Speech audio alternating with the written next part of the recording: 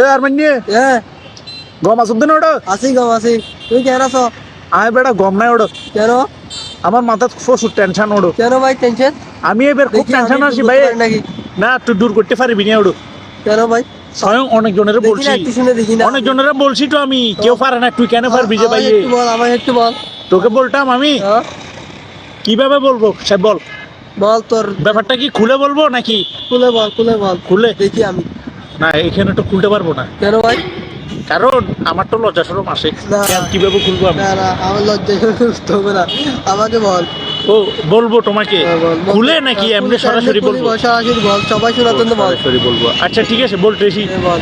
এখন বাইরে এবার যে ঈদ আসতেছে আর মাত্র 21 দিন পরে ঈদ ও, তুমি জানো জানি এটা আমি। তো ঈদ আমি কার সাথে করব এই তো আমাদের সাথে।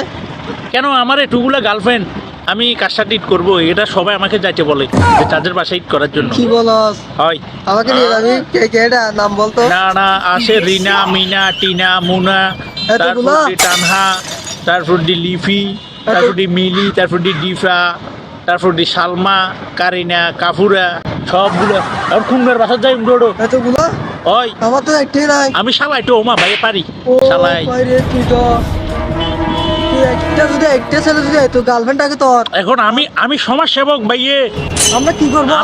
আমি ফরউফুগারি আমি সবাইকে সম দিয়ে ফরউফুগার করি ও ভাই আমরা কি করবো বল? আমার তো তুমি এখন এত কথা দেখো এখানে একেবারে ডার্কে শোয়া হয়ে গেছে। না তুমি এটা শুনে এত কথা বলিও না আমাকে তুমি আমাকে বলো এখন কার সাথে করবো দিন তো একটা নাকি তার সাথে।